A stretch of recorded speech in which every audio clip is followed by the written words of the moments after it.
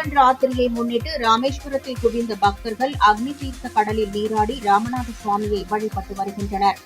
தமிழகம் முழுவதும் உள்ள சிவாலயங்களில் சிவராத்திரி விழா களை கட்டியுள்ளது.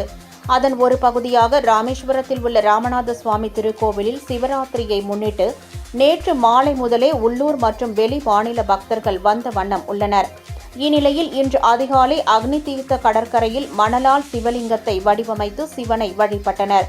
பின்னர் திருக்கோவிலில் உள்ள 12 தீர்த்தங்களிலும் புனித நீராடி கோவிலின் உள்ளே நீண்ட வரிசையில் நின்று ராமநாத சுவாமியை தரிசனம் செய்து வருகின்றனர். சிவராத்திரியை முன்னிட்டு கோவிலுக்கு வரும் பக்தர்கள் தீவிர சோதனைக்கு பிறகே உள்ளே அனுமதிக்கப்படுகின்றனர். மேலும் அக்னி தீர்த்த கடற்கரை பகுதியில் போலீசார் பாதுகாப்பு பணியில் ஈடுபட்டுள்ளனர்.